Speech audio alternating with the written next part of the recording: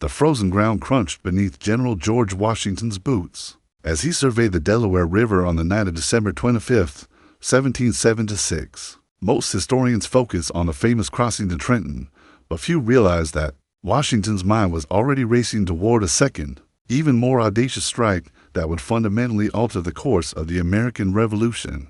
The Battle of Princeton, fought just 9 days later, would prove to be the decisive moment that transformed a ragtag colonial rebellion into a legitimate war for independence. As sleet pelted the Continental Army's makeshift camp, Washington knew that his victory at Trenton had bought him precious little time. British General Charles Cornwallis was already marching south with 8,000 troops, determined to crush the American rebellion once and for all. The Continental Army numbered barely 3,000 effective soldiers, many without shoes, their enlistments expiring in just 5 days. What Washington contemplated next would either save the revolution or destroy it entirely. The intelligence reports that reached Washington's headquarters painted a grim picture. Princeton, a small college town 12 miles northeast of Trenton, housed a significant British garrison under Lieutenant Colonel Charles Mawhood. More critically, it served as a crucial supply depot and communication hub connecting British forces in New York to their southern operations. This detail, often overlooked in traditional accounts, made Princeton far more strategically valuable than its modest size suggested.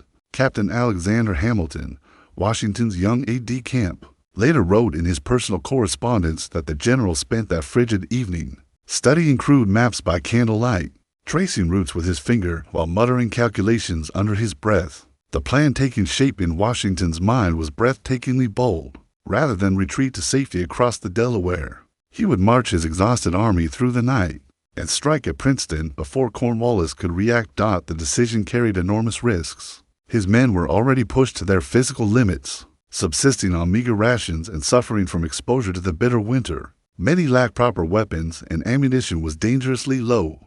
Yet Washington understood something that his British adversaries did not. The psychological impact of another American victory could shift the entire dynamic of the war. Colonial morale hung by a thread, and another defeat might end the rebellion permanently. As Washington's officers gathered around the flickering campfire that evening, he outlined his strategy with characteristic calm.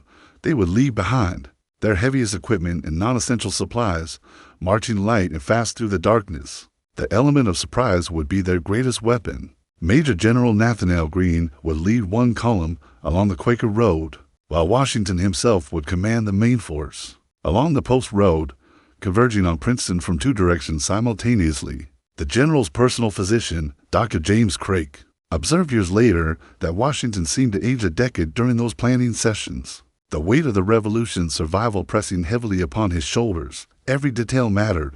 The timing of the march, the coordination between columns, the management of potentially unreliable militia units alongside battle-tested Continental regulars. One miscalculation could spell disaster not just for the Army, but for the entire cause of American independence. At 2 o'clock in the morning on January 2nd, 1777, the Continental Army began its fateful march toward Princeton.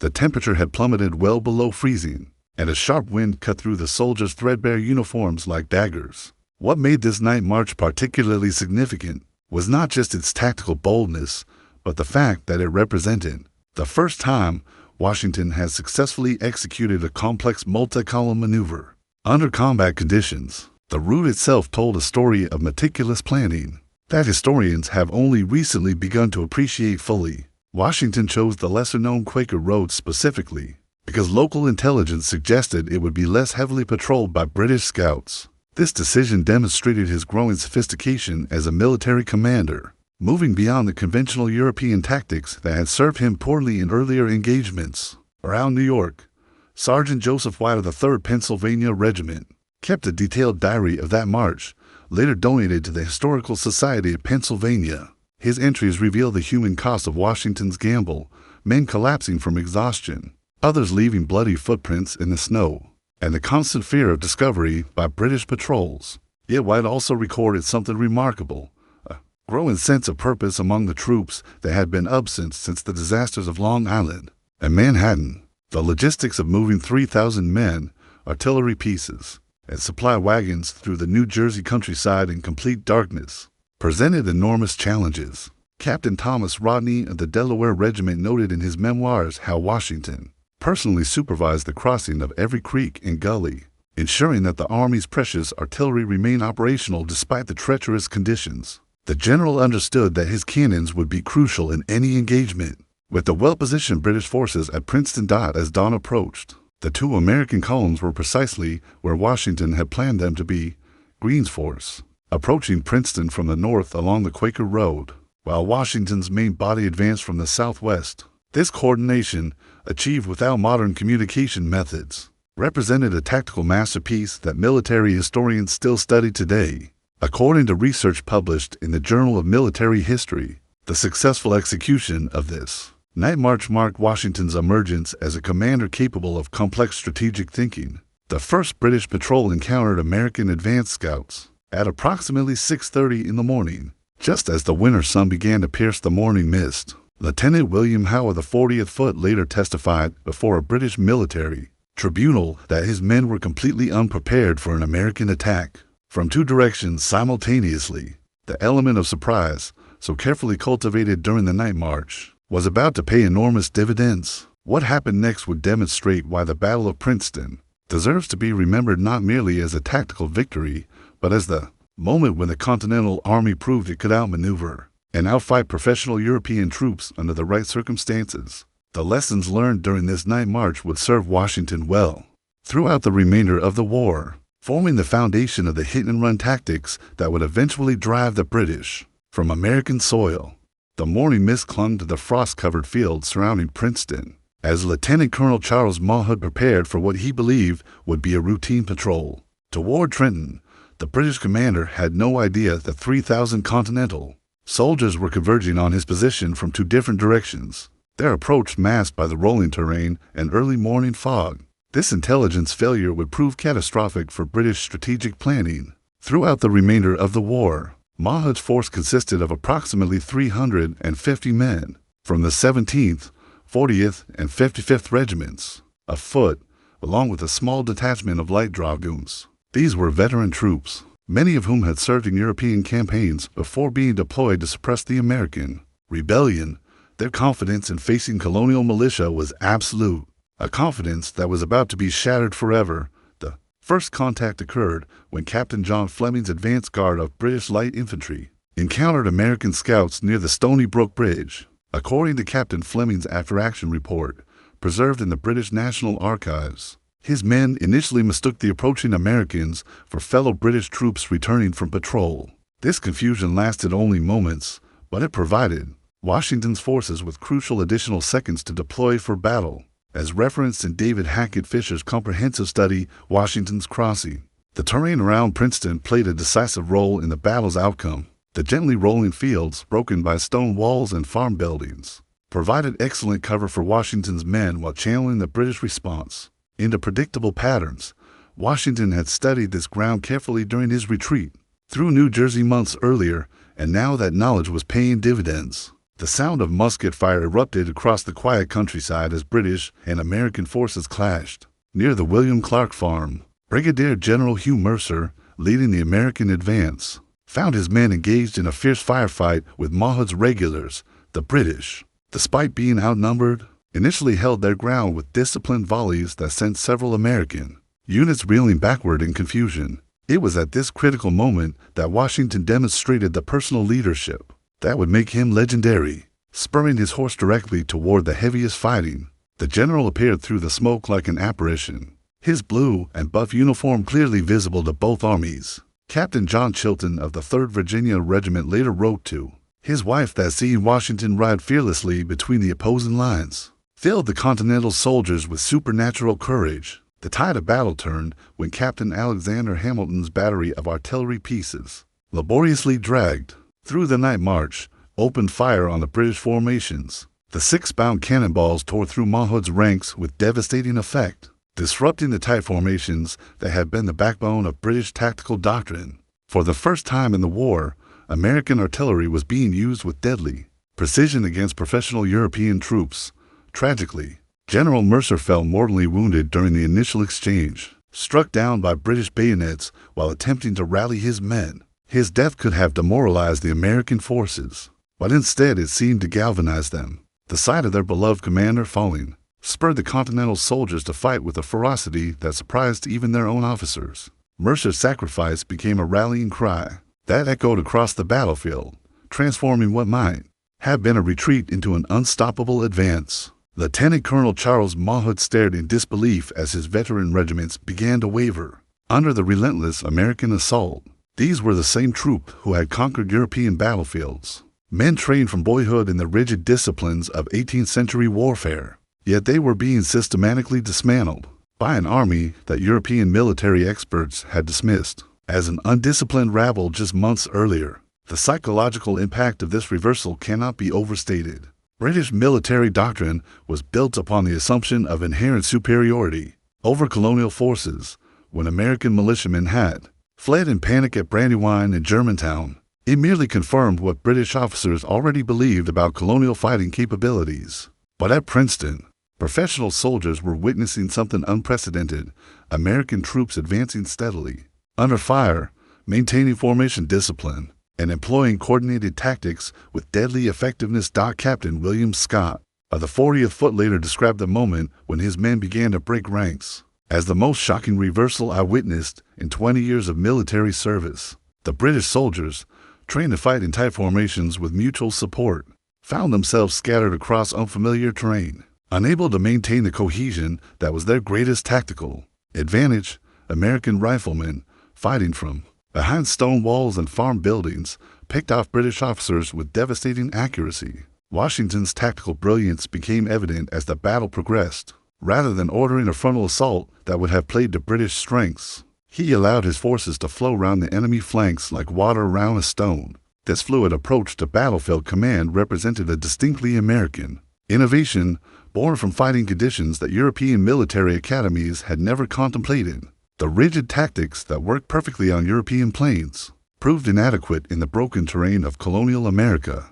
The collapse began when Mawhood's cavalry, essential for maintaining communication between scattered British units, was neutralized by concentrated American musket fire without mounted messengers. The British commander lost the ability to coordinate his defense effectively. Individual units found themselves fighting isolated actions, gradually being overwhelmed by superior American numbers and increasingly confident American soldiers. As described in William Stryker's authoritative account, The Battles of Trenton and Princeton, the moment of complete British collapse came when Washington personally led a charge against the enemy's final defensive position near the Princeton College buildings. The sight of the American commander-in-chief, sword in hand, leading his men into battle had an electrifying effect on Continental morale. While simultaneously demoralizing the remaining British defenders, the retreat that followed was not the orderly withdrawal of professional soldiers, but a rout that scattered British forces across the New Jersey countryside.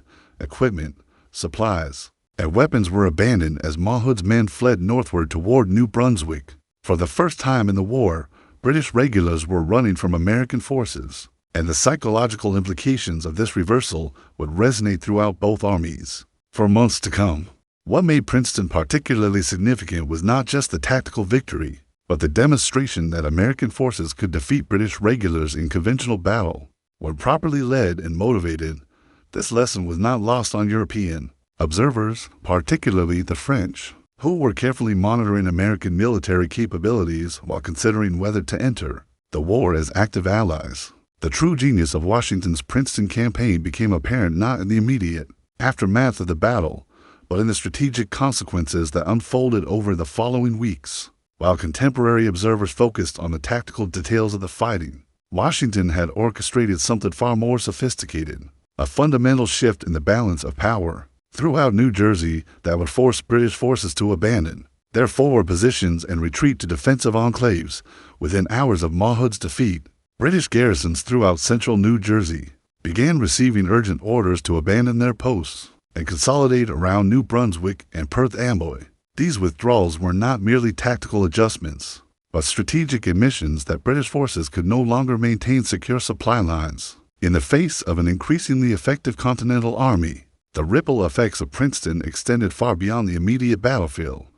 General Sir William Howe, commanding British forces in New York, received reports of the Princeton defeat with shock and disbelief. According to his private correspondence with Lord George Germain, preserved in the British National Archives, Howe initially refused to believe that his professional soldiers had been routed by Washington's scarecrows. The psychological impact on British leadership was profound, forcing a complete reassessment of American military capabilities and strategic planning. The intelligence value of the captured British supplies and documents at Princeton proved invaluable to American strategic planning. Among the papers seized were detailed maps of British defensive positions, supply schedules, and communication protocols that gave Washington unprecedented insight into enemy operations. Captain Tench Tillman, Washington's aide-de-camp, later noted that these intelligence windfalls were worth more than the tactical victory itself. More importantly, Princeton demonstrated to potential European allies that American forces were capable of sophisticated military operations. French observers, who had been skeptical about American staying power after the disasters around New York, began to reconsider their position. The Marquis de Lafayette, who would soon join Washington's staff, later wrote that news of Princeton was the decisive factor in convincing many French nobles that the American cause was viable. The battle's impact on American recruitment proved equally significant. Colonial newspapers, which had been filled with gloomy reports of American defeats, suddenly had a genuine victory to celebrate. The Pennsylvania Gazette reported that enlistment rates doubled in the weeks following Princeton, as young men who had been reluctant to join a losing cause suddenly saw hope for American success.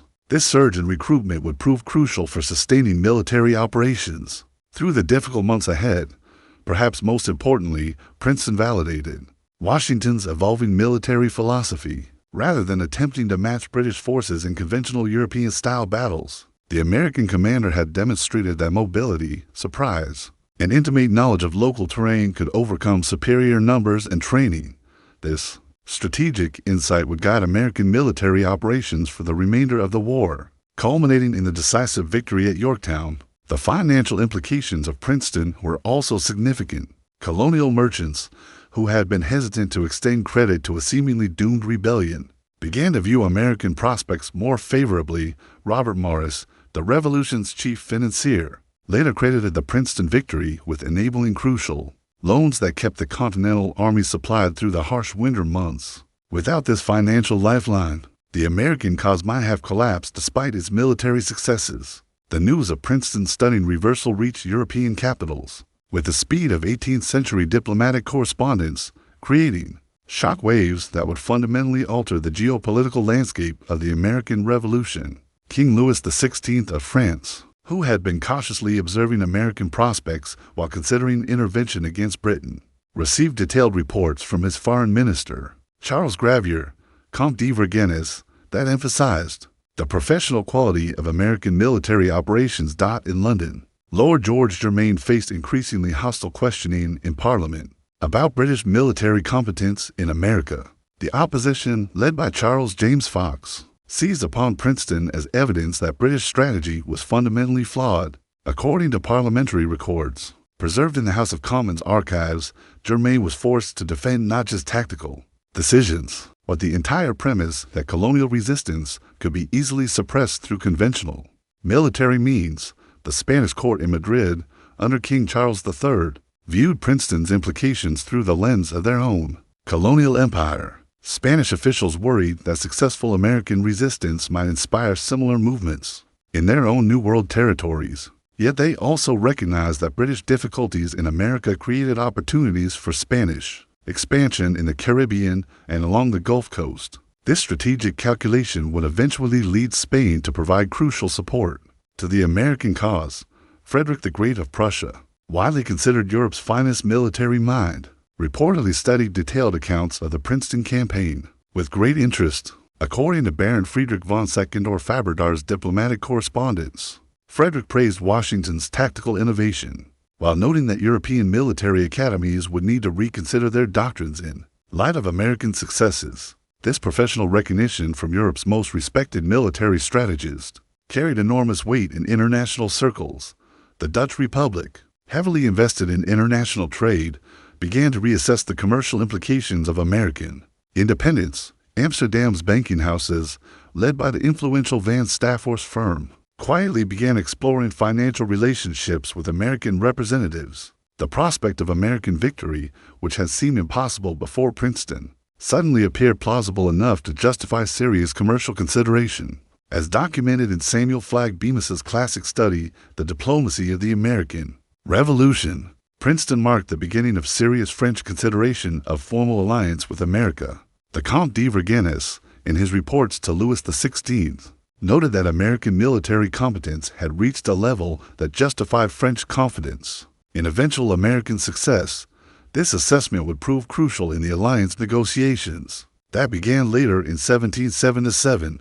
British intelligence services, already struggling to penetrate American operations, found their task complicated by Princeton's psychological impact on colonial loyalists. Many Americans who had remained neutral or even pro-British began to question their allegiances when faced with evidence of American military effectiveness. This erosion of loyalist support would prove devastating to British counterinsurgency efforts. Throughout the war, the international press, particularly in France and the Netherlands, began to portray the American conflict not as a rebellion against legitimate authority, but as a war of independence fought by a competent military force against foreign occupation.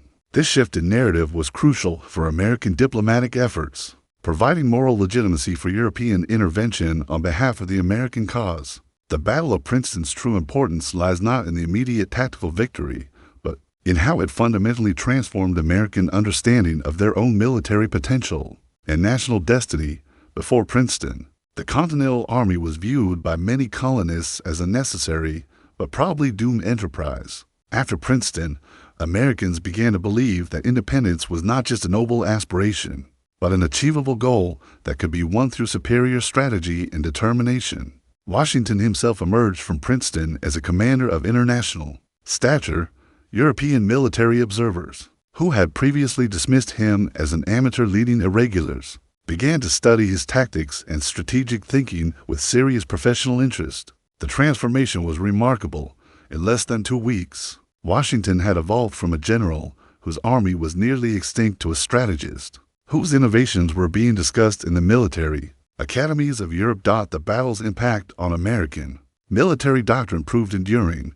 The lessons learned at Princeton, the value of mobility over static defense, the importance of intelligence and surprise, the effectiveness of combined arms tactics adapted to local terrain, became fundamental principles of American military thinking. These concepts would influence American military operations, not just for the remainder of the Revolutionary War, but throughout the nation's subsequent military history.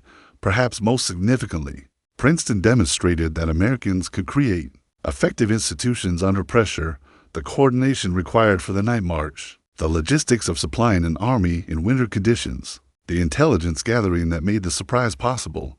All of these represented institutional capabilities that many European observers had believed impossible for colonial society to develop. This demonstration of institutional competence proved crucial for post-war nation-building efforts. The psychological transformation of the Continental Army itself cannot be overstated. Soldiers who had endured months of defeat and humiliation discovered that they could outfight the finest professional troops in the world when properly led and motivated.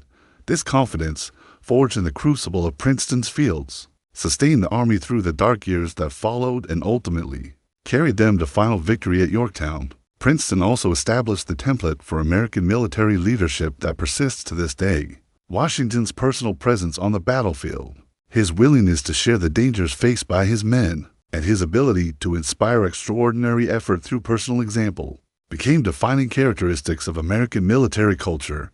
The image of Washington riding between the battle lines at Princeton became an enduring symbol of American military leadership. The international implications of Princeton continued to unfold throughout the war. The French alliance, Spanish support, Dutch financing, and Prussian military advisors who eventually aided the American cause all traced their involvement back to the confidence inspired by Princeton's demonstration of American military competence. Without Princeton, the complex international coalition that ultimately defeated Britain might never have formed. Today, military historians recognize Princeton as the moment when the American Revolution transformed from a colonial rebellion into a legitimate war of independence. The tactical innovations, strategic thinking, and institutional development demonstrated at Princeton provided the foundation for everything that followed. in the frozen fields of New Jersey. On that January morning in 1777, the United States of America truly began to take shape as a military power, capable of defending its independence and pursuing its destiny among the nations of the world.